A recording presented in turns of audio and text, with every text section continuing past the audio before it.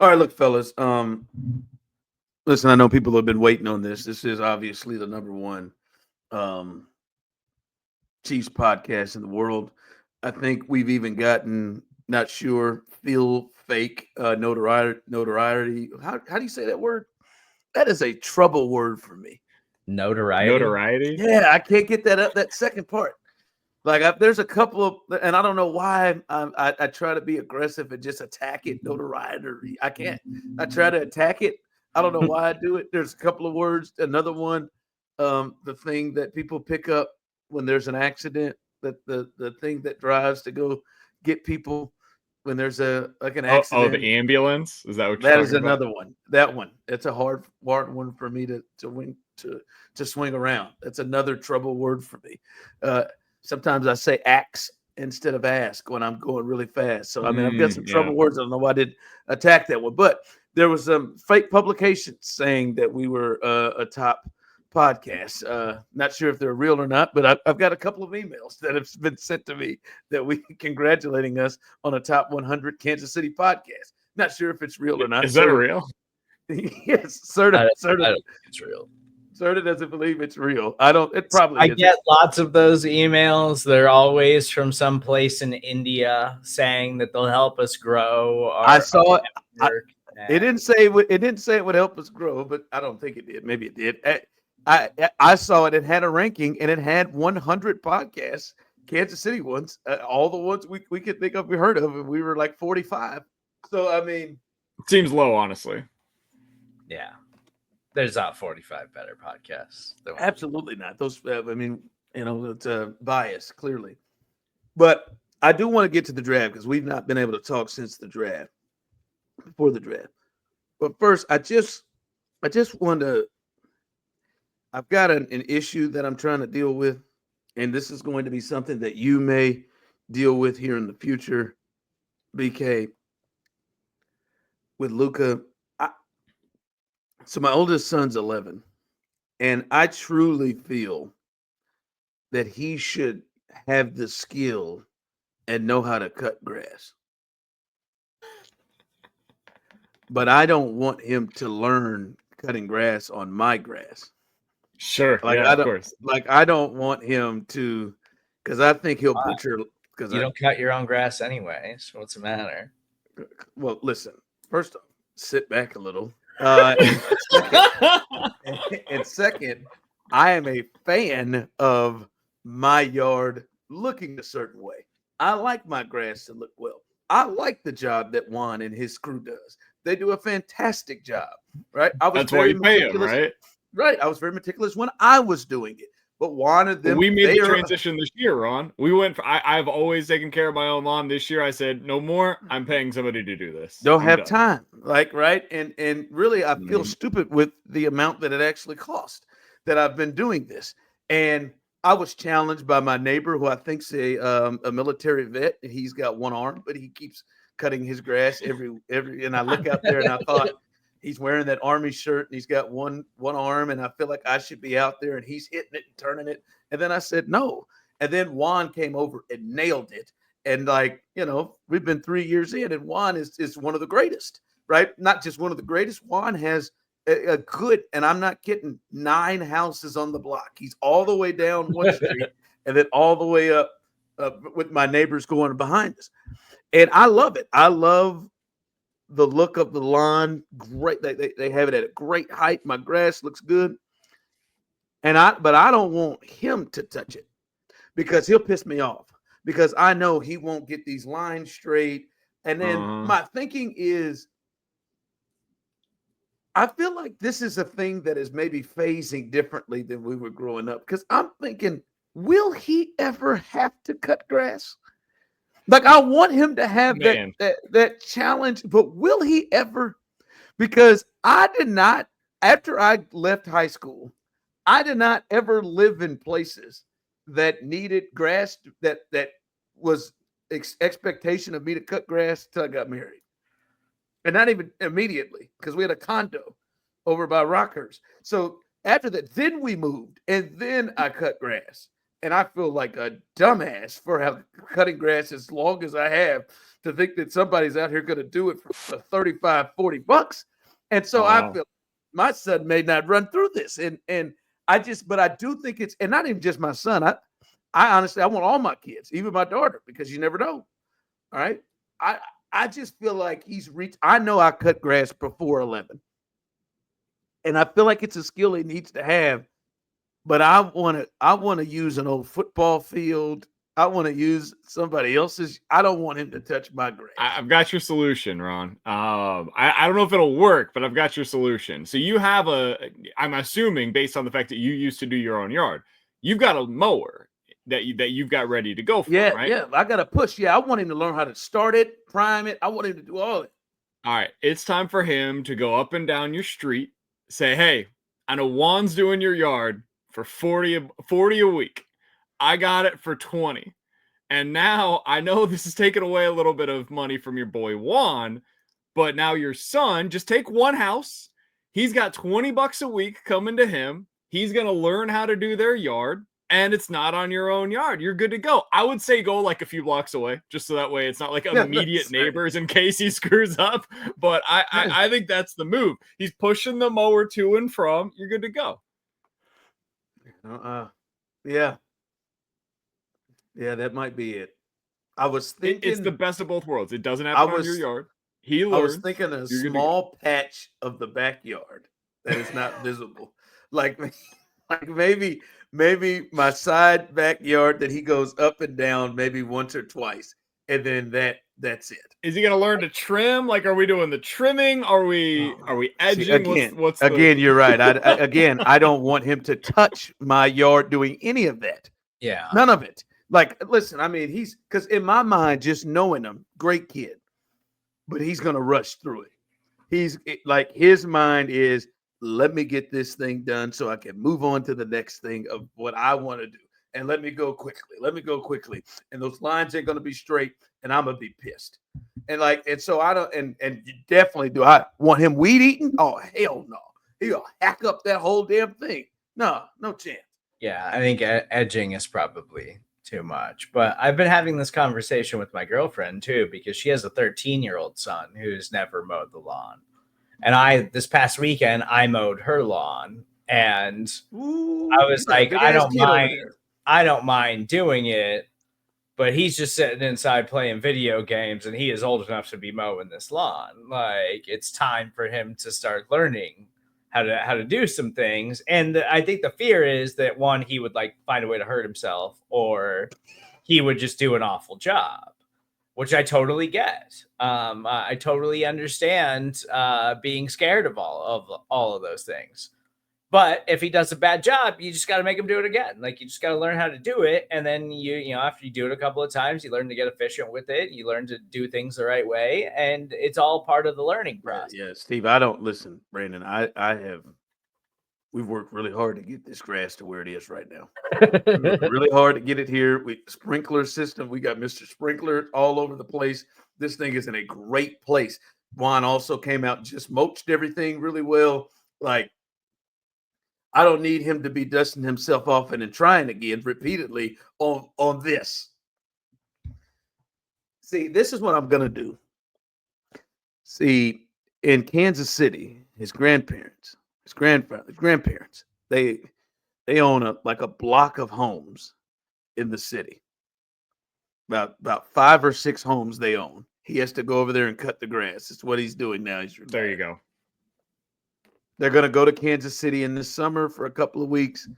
Hey, Paw, can you boy get out there and cut the grass? Because I don't want him to It'll be 105 degrees with 80% humidity. Just perfect. Just absolutely. And perfect. he could butcher those. I mean, yeah, butcher the grass off of Indiana. Go ahead. You get that yard right down there. But I mean, it's brown anyways. You're good, man. It's going to die in the next week no matter what. Were you 11? Like 11. Did you cut grass by 11? I am certain I did. I think so. Yeah. I probably started like right around 4th or 5th grade. So probably roughly around that age. Yeah, he's going to 6th grade. I'm certain. I know my mom told me, yeah, I'm not think cutting this anymore. You're going. I was older than that. I would say it was 6th or 7th grade by the time I was mowing the lawn. Man, I had my headphones on. I was going. I was going for it. I'm sorry. I appreciate you helping me out here on this because I feel like it's my duty. I just don't ever want to get to a place where like he's living somewhere. God forbid he's married and he's 25 or something and he don't know how to start a lawnmower. like he's Can you imagine? like He like goes to the neighbor. He's like, no, hey, man, no, he's I'm sorry." YouTubing it. He's YouTubing it. Yeah. He's YouTubing it. He's YouTubing that thing. Like I had to do the thing. Like for me, there's some skills. I had to YouTube. How the hell do you make this garage manual? How the hell? Oh, dude, I had to learn via YouTube how to mud and tape some drywall. Like YouTube has been a massive piece of I my just life can't. over the That last can't be 5 the years. that can't be the case for mowing the lawn. All right. The draft. Listen, shout out to everybody who was on here. Shout out to Serda and Rocky and everybody who hung out. We had like 10,000 folks with us checking out draft coverage right here on Foolish Club. It was a good showing of it. My biggest, and I don't know where you guys stand on this, my biggest takeaway on the Chiefs draft. To me, if you look up and down it, and some people have different philosophies, and to me, it appeared, I don't know if it was done on purpose, but it looked like the Chiefs drafted everything for need. Like just so happened. I don't think that's a coincidence, but I'm looking, what was their biggest need on the team? Offensive line. How do they go handle that? They go and get a left tackle. They even back up in the draft to go get him and still get a left tackle in the draft. They do that. What else do they have issues with? Hey, need somebody else, interior defensive line. We've talked about this leading up to it. They go get from Tennessee. And I'll be honest, many people, our guy Rocky said it at the time, many people felt like that was probably higher than they would think he would go and maybe a reach. I think there was a reach on the pass rusher out of Louisville, too, that he went a little bit higher, but they needed a pass rusher. Went out there and got a corner as well. Royals, who a lot of people like everything seemed, there was no like, I like that running back. Let me go and just grab him. Ooh, I like that quarterback. Or, ooh, I like that. Everything seemed to be for need. I think that maybe feels that way because they could have picked, I mean, we talked about this a little bit going into the draft, Ron. They could have picked almost any position and it would have felt like it was for a need because they both don't need a whole lot, but could add to basically any place on the roster. You'd be like, yeah, I get how that could end up working out for them. Like corner is that spot, right? Corner was not necessarily a need for the Kansas City Chiefs heading into 2025. You've got Trent McDuffie in the slot, you signed Christian Fulton, and you still have Jalen Watson in the fold for this upcoming season as well. What it is really a need for is 2026. And so to me, that Noel Williams pick is about, okay, that guy is going to replace Jalen Watson next season. So is it a true need right now? Not necessarily, but it is something that you will eventually need. Ashton Gelati, same thing, right? Did you need to come out of this draft with a pass rusher? Not necessarily, so. Defensive end Not specifically. Not neat, but I was thinking going into the draft, that was one of the spots, maybe an edge rusher. To me, I thought maybe was one of them. But like Omenihu, Karlaftis, Dana, and Felix, that's basically what you had last year at defensive end, and it was fine. I would like to upgrade there, but I didn't think it was necessarily like a desperate spot that you have to add somebody desperately right now to upgrade that position. So it kind of felt that way because, again, you could use somebody there, especially if Charles Omenihu is not going to be back in 2026, another spot where I think they potentially upgraded for next season. So I think their first two picks were for need. I understand the Josh Simmons pick. I love the Josh Simmons pick, and we can get into that a little bit more here in just a minute.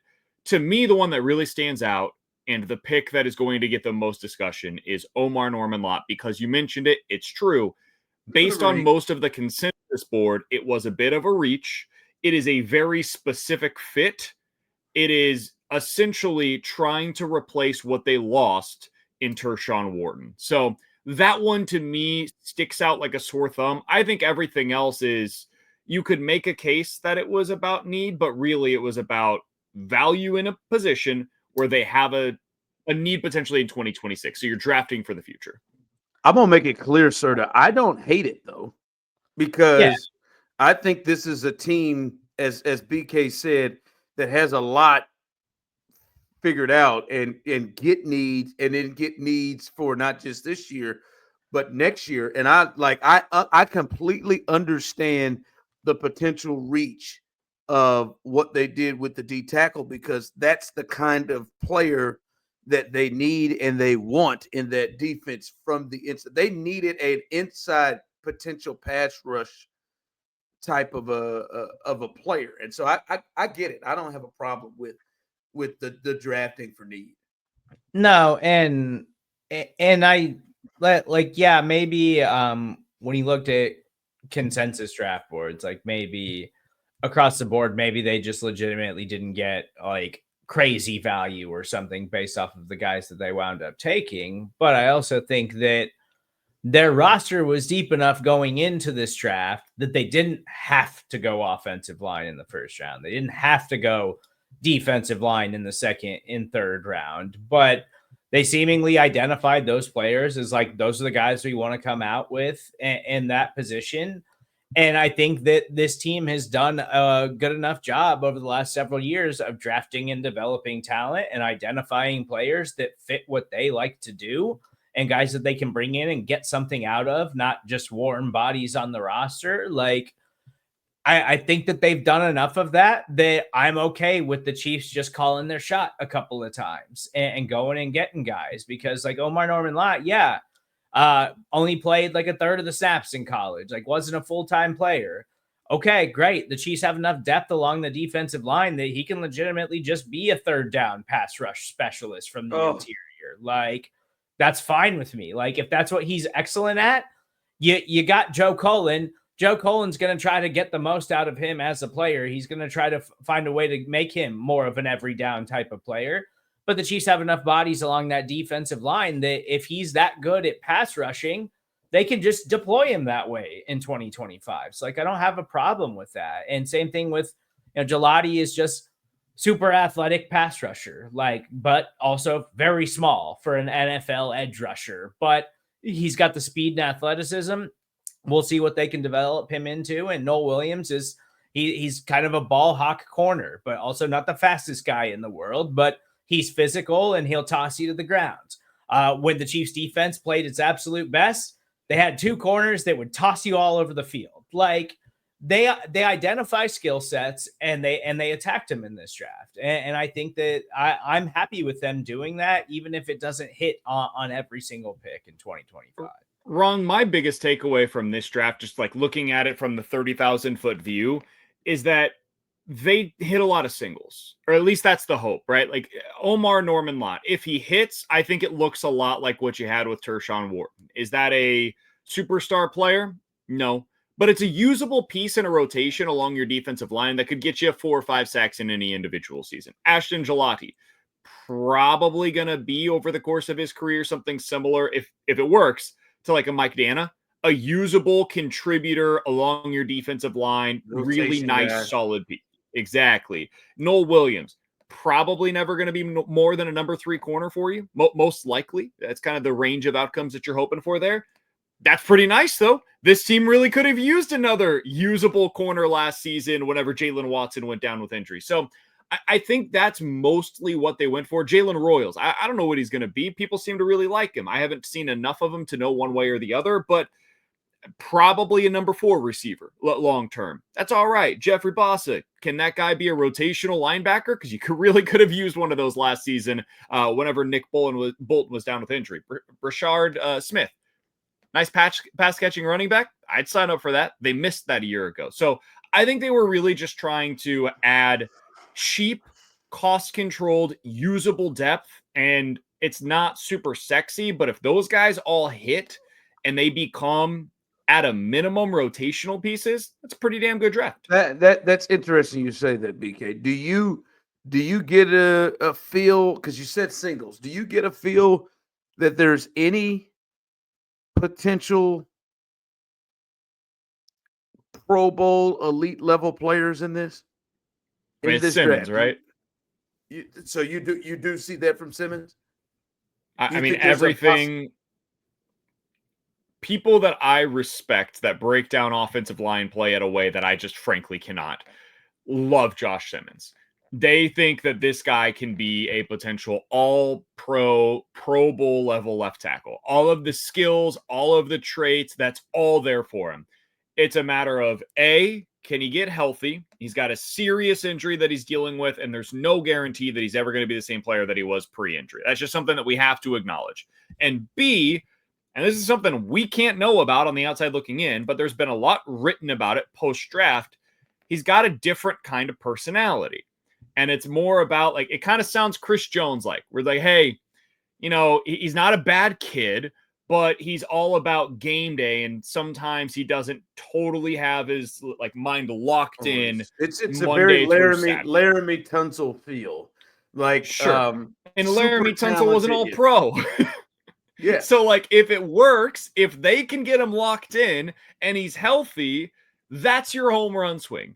That is the guy that shouldn't have been there at 32, and it was only there because of the injury. And if you're the Chiefs, you got to take the swing, because that is a position that you've been looking for long-term answers at since Eric Fisher went down with that injury, and you might have found one. And you might have found a dude that ends up never contributing to you. That's also in the range of outcomes, but it was worth it. That's your boomer bust swing right there. Yeah.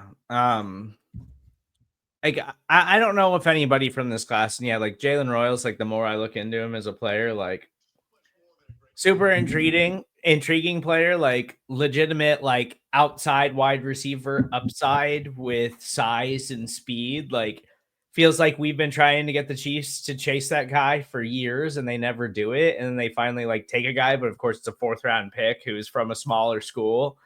And so you're just like convincing yourself of the upside, but it does feel like it's Josh Simmons. And like the Chiefs have just gotten so good at drafting that you convince yourself like they're going to hit on a couple of these guys. Like these guys are going to be guys that are going to be around and find ways to contribute in some way.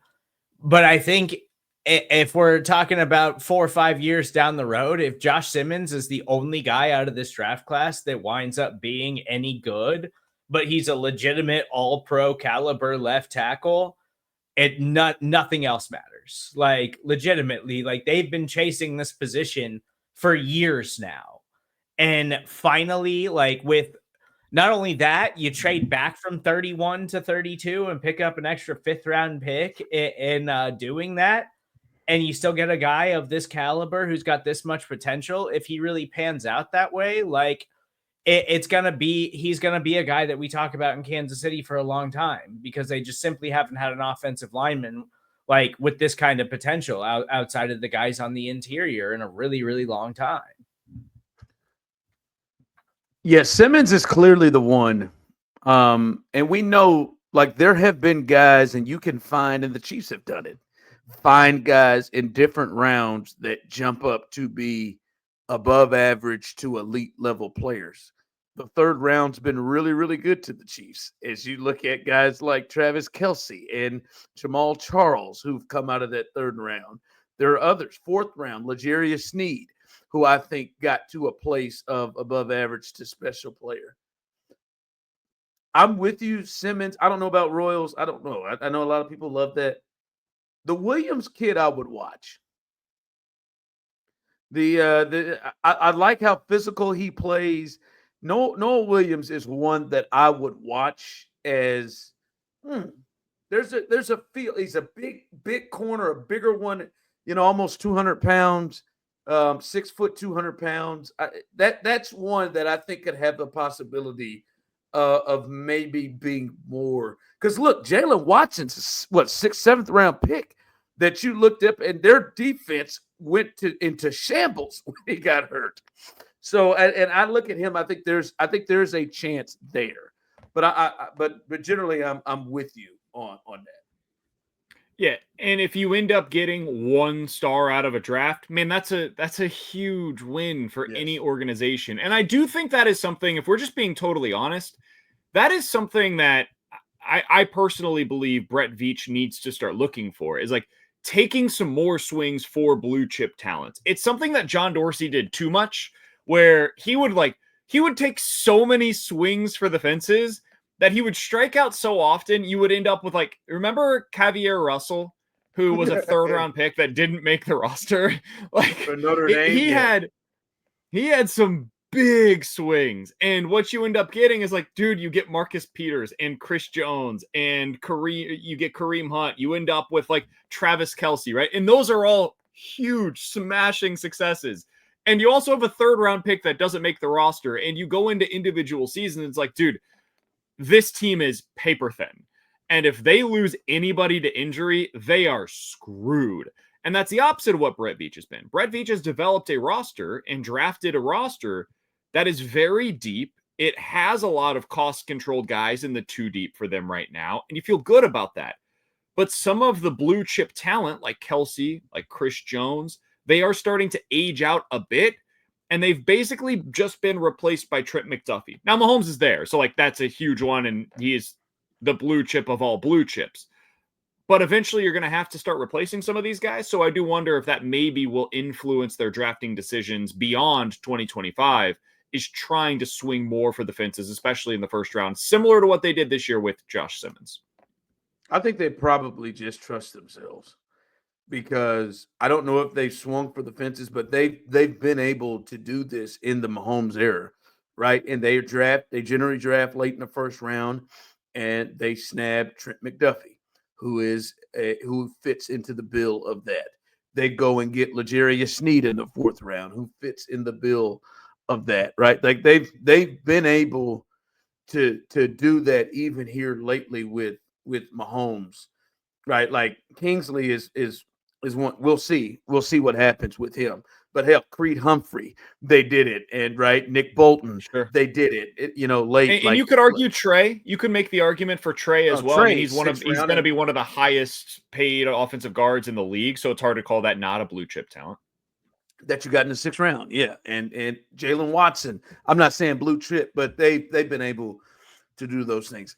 Speaking of, as we've kind of talked about this defense, I know BK, for you, we all talked about last year this being a great defense, and it was, but I think, as we said, the Jalen Watson injury kind of turned some things.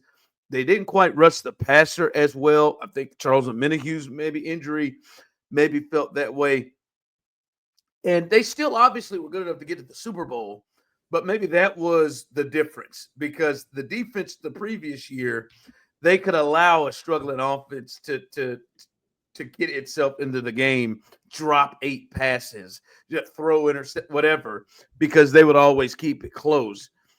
And that's why, to me, I'm looking at this roster and some of the moves they've made, free agency and now in the draft, and I'm wondering if they go from being what I thought was a good defense last year, a very good defense last year when they were all right, to I think one of the best defenses in the last 10, 15 years of what they were the Super Bowl winning season against the Niners. Ron, I did a little bit of a deep dive on this a couple of days ago. No, you did? Did you? No. Did you? I kid you not. I heard somebody give a baseball stat. A baseball stat that made me immediately think BK has used this before. And I've never heard of it until today. What was the baseball plus? Oh, yeah, that's one of my favorites. Oh, that's just so. What is even that? I've heard Ryan Presley of the Cubs. Ryan Presley of the Cubs is second worst in baseball. Stuffs plus. I heard that, and all I could think about was Brandon Kiley. Well, first of all, it's just stuff. There's no plural. It's just stuff plus. No stuff plus. I put an S on there. I'm sorry. Eno Saris of The Athletic has built this. It is his proprietary thing.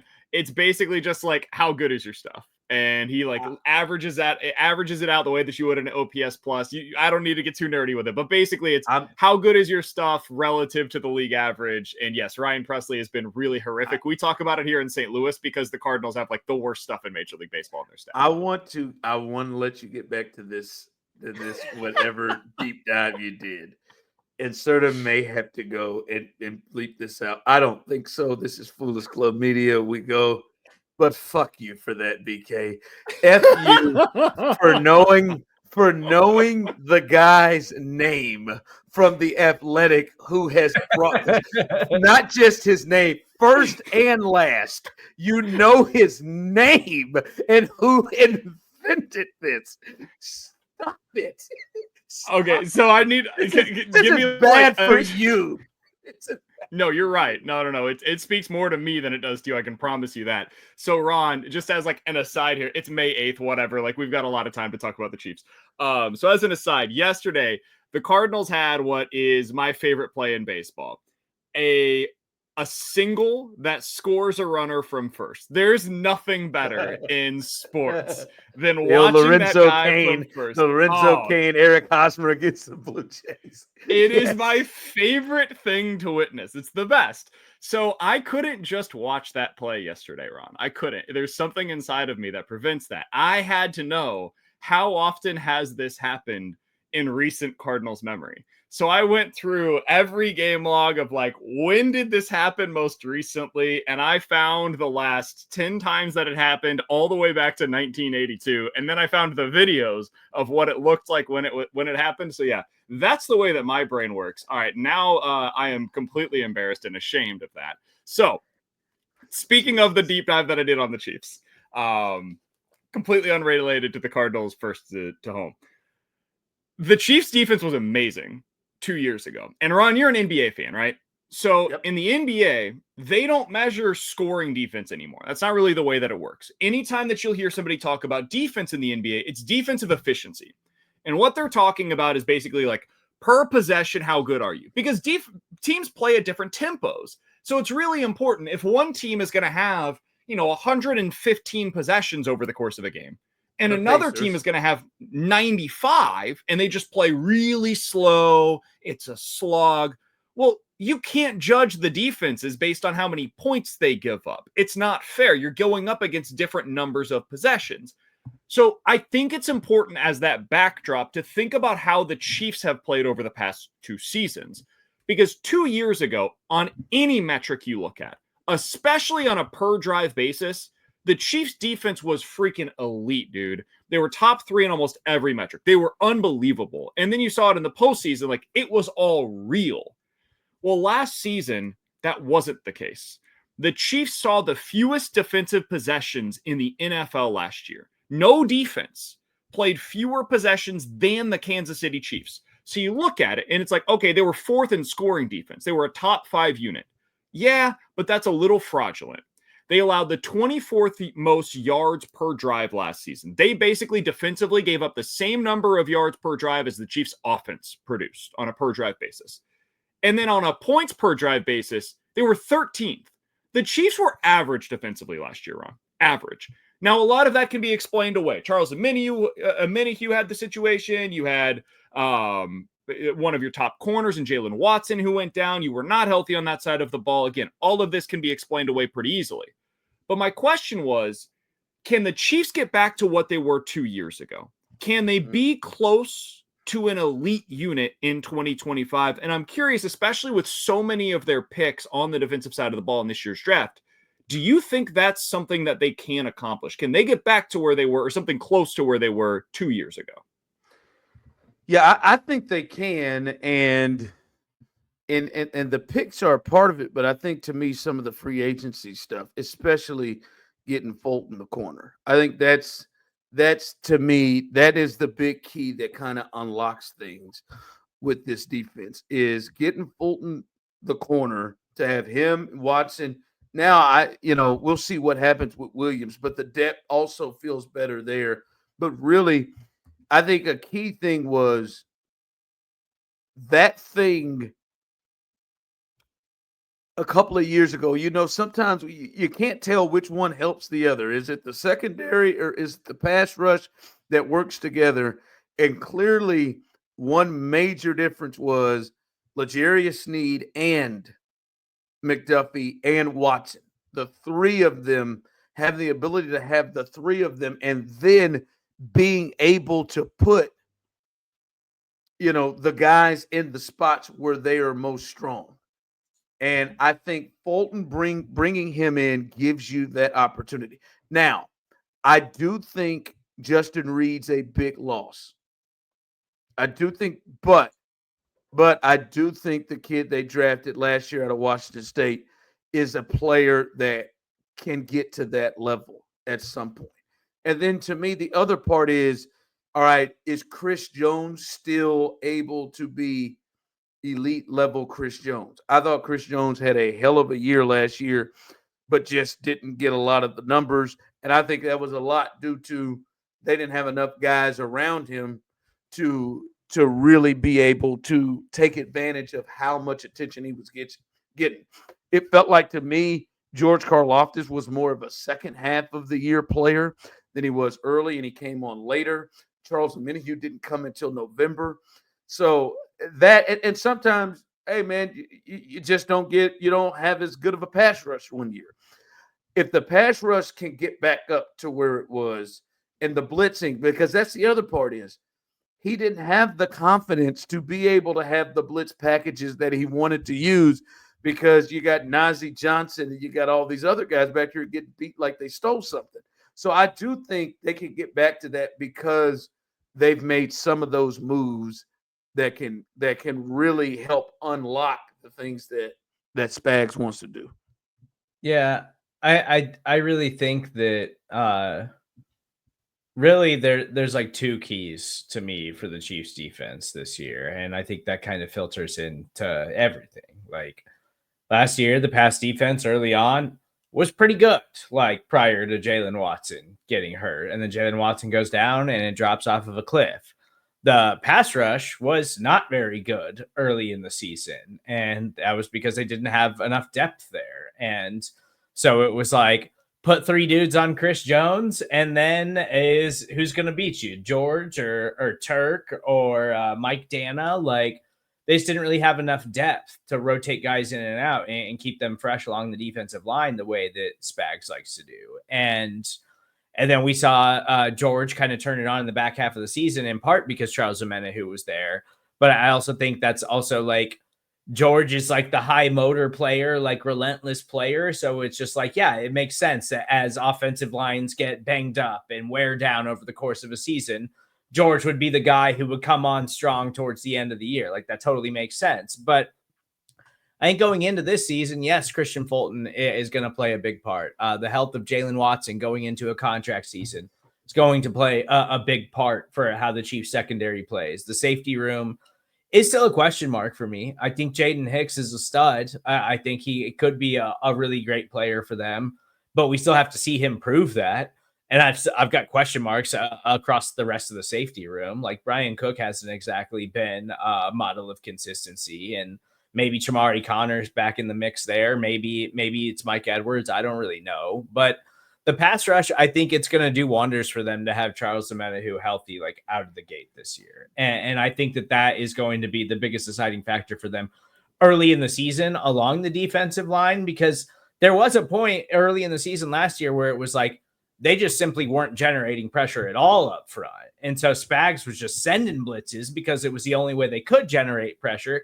And then when teams adjusted to that, it was like, yes, please blitz us because we're just going to get rid of it quick. And then there's nobody to guard the dump off. Like, and that was how the Chiefs got beat multiple times over that course of the season.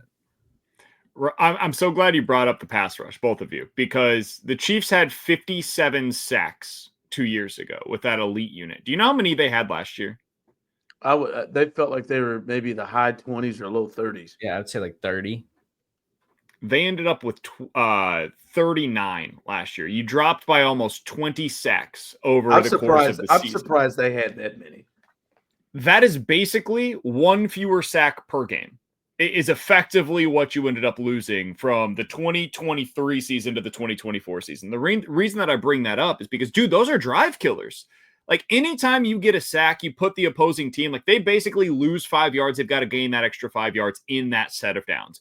More often than not, it doesn't happen, especially when you're going up against lesser quarterbacks than what you have on your side. So if you're able to have that secondary, hold up for an extra half a second, because the Chiefs' pressure rates, their hurry rates, their QB knockdown rates, all of that other stuff that should be leading to more sacks, that was all basically the same from 2023 to 2024. The one thing that really changed was the lack of sacks. They weren't able to finish because they weren't able to hold up as well in the secondary for that extra beat that allowed Chris Jones to, instead of just beating his man, beat his man and then sack the quarterback. That's why you go from what he did 2 years ago to 5 sacks last year. So I think those additions that they made at the cornerback position, the depth that they have, allowing Trent McDuffie to go back into the slot, I think that's going to be massive. And really, to me, I think Serda's right. I think it comes down to, will that be able to make up for whatever the drop-off is in safety play from what you had last year to going to a really young pairing with Hicks and Cook going into this upcoming season? And listen, kind of this conversation about it, going through it, and can this defense get back to where it was, and this team, I got to be honest with you. And maybe, I don't know, maybe I'm drinking the Kool-Aid or the margarita too much, which I have been drinking. But this is, for me, the best I have felt about a Chiefs roster going into the season, like ever, right? And when I was going to say in this era, but I think that's probably ever. So if it's the best in this era, then I would assume that that's best ever. I know Steve Bono and Derek Thomas and them had a couple of great rosters that people were excited about, but they didn't have Patrick Mahomes. So I think, yeah, I was about to say the Mahomes element kind of changes some things a little bit. So if it's the best, if it was the best in what the most comfortable I have felt in this era, then it is the best that I have felt ever. And I don't know where you all stand on that, but like for me, it feels like to me the only place that I have like concern is like left guard. Like, I mean, like everywhere else, I know there's some concern with safety, but like I think Hicks and Cook and Connor probably get better. They're not players that like have reached a peak. I think they probably get better and more comfortable. So I feel like they at least give you what you got last year. Most likely they improve. The secondary, I love so much more if they could stay healthy. Like I feel really only spot is left guard. If you tell me left guard is the spot in which, you got a second round pick that's competing with another guy that played well enough to get you to the Super Bowl until Milton Williams just whooped his ass all up and down the field. But I like this team. I love the skill position guys. I love the weapons that they have if they can stay healthy. Because Rice, Brown, and Worthy, that is scary. And I don't know, something tells me Kelce, there may be a little different feel to Kelce this year, especially if those three guys can stay healthy, right? And I just feel really good about this team. I feel better about the O-line now and what they've done. This is the best offensive, defensive, everything, the whole thing, not just that they're so one-sided, but everything. I feel like this is a really solid team all the way around. So I think we mentioned the exact same thing last year. Am I remembering that correctly? Like we went into the year like I think this is similar thing, yeah. Yeah, I think this is the deepest roster that we had seen. And I think it was fair. And I think a lot of this is backed by the 2022 and 2021 drafts. Like hitting on those drafts back to back, where in 2021 you get Nick Bolton, Creed Humphrey, and Trey Smith. 3 legit, not just starters, but high-level starters for you. And then the 2022 draft, you have Trent McDuffie, George Karlaftis, Brian Cook, Leo Chanel, Jalen Watson, Isaiah Pacheco.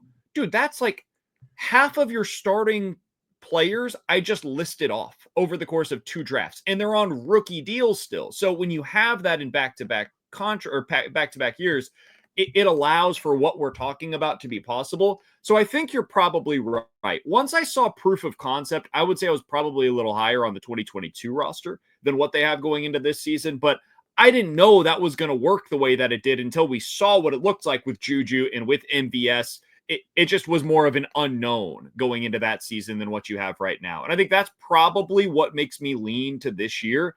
You just have so many known commodities on this year's roster. Like, I don't have to guess what it's going to look like if Rashee Rice is healthy. It looks awesome. It's great. I don't have to guess what Xavier Worthy is going to look like in this offense. It's pretty damn good.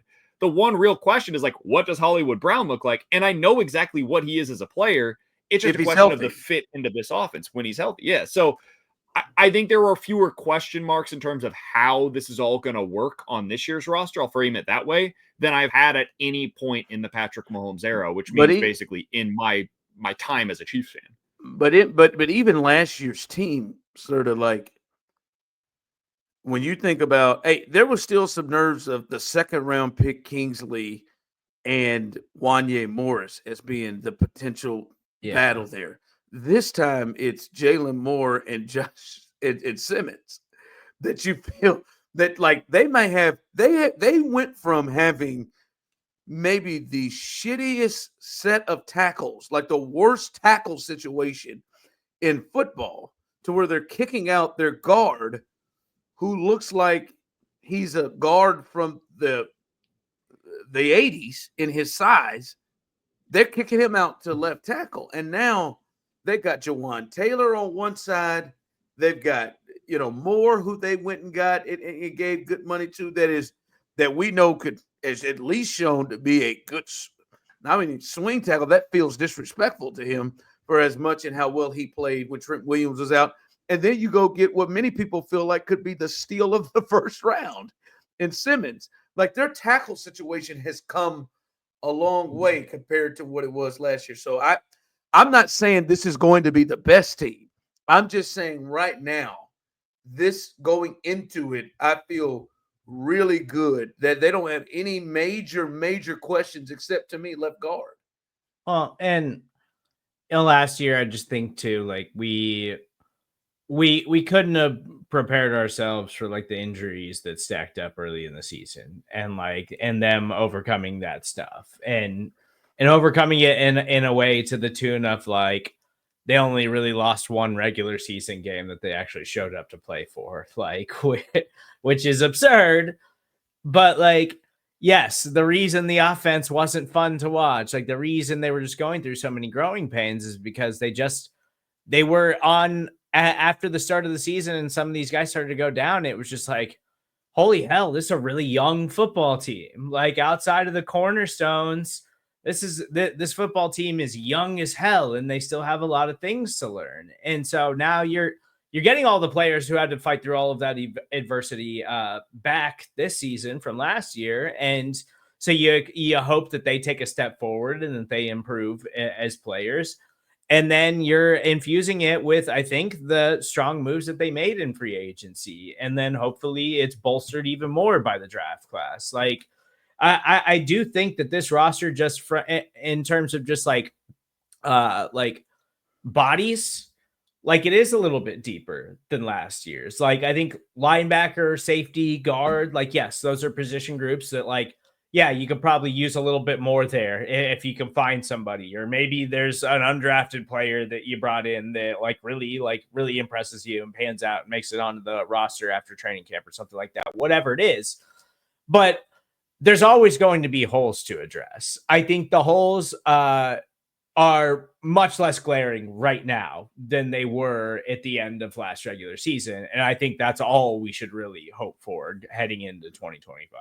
All right, so I got to hear this because I like where they are roster wise, but apparently, Deep Dive BK has a player that is on the market, a free agent that you think would be a good fit for the Chiefs to go after. Right, I can't wait to hear this. I think he could actually give you starting level snaps. Can I get a position as a Kansas City Chief? Can I get a position? Wide receiver. Oh, God, yeah, that's what they need. Gabe Davis, is this where you're going? Gabe Davis. He's coming back from injury, though. Sure. And he's exactly what they're missing. You know how I felt about Gabe Davis last year. I think he had he was a terrible player last year in Jacksonville, and Serda's right. There are injury questions here that you have to deal with. But you're going to get him on a pretty inexpensive deal. He's making a boatload of money from Jacksonville this year. Like, his last concern is going to be, where can I go to make a bunch of money? Because he's not going to get a big deal. It's going to be this year about, can I recoup my value and hit the market again next year when I'm healthy again and try to get my next relatively big contract, right? Whatever that ends up looking like for him. I think Gabe Davis is like the missing element to this receiver room. You look at it right now, they've got 3 really good receivers in Worthy, Brown, and Rashee Rice. What they don't have out of those 3 guys, a big dude that wins vertically outside. None of those 3 necessarily profile in that specific way. Gabe Davis, that's all he does. That is the only way that he's able to win. And if you want to reintegrate some of those explosive plays, the stuff that was missing, the Chiefs desperately needed to add an explosive element to the offense from a year ago, the best way to do that might be going out, signing Gabe Davis on a really cheap 1-year contract. The opportunity cost is cutting Sky Moore or Nico Remigio, and I'll miss Nico Remigio if that's the route that they decide to go. But that's about it. I think he's the guy that you go out there and acquire. Once you're able to get something done with your offensive line, you sign Trey Smith to that long-term deal, I think you pivot and say, let's go ahead and get this 1-year deal done with Gabe Davis. Who's the 4th receiver now? Is it Royals? Is that what maybe what they're anticipating? Juju. Everybody keeps forgetting Juju still on this team. I hadn't forgot about Juju. I'm just saying, like, what he's describing, that ain't Juju. So, I mean, nope. They don't have one. They don't have this guy on the roster currently. Now, they could try to make it work with Hollywood Brown, incorporating some of that vertical elements to their passing game, but he's just it's such a different body type and such a different way that they win. I think this is something they should look to add. Listen, it's not going to happen, and I'm going to tell you why.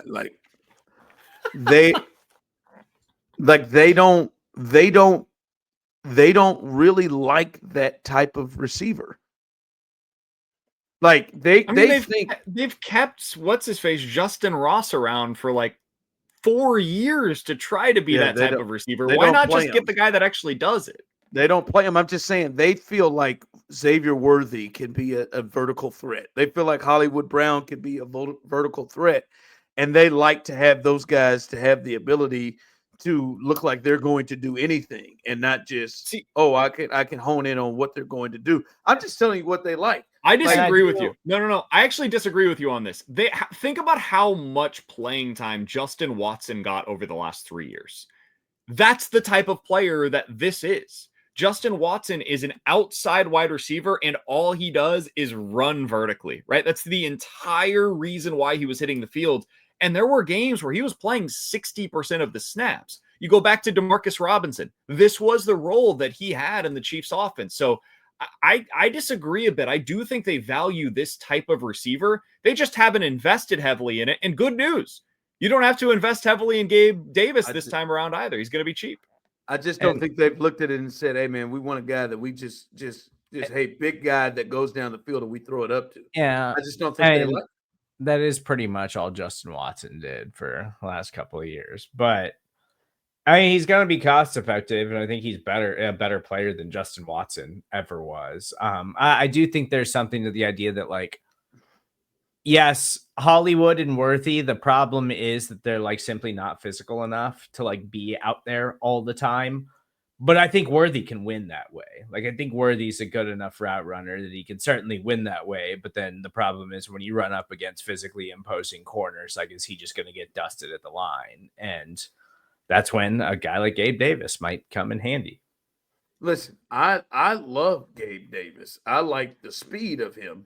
I'm just telling you, man, you can talk all you want about Justin Watson.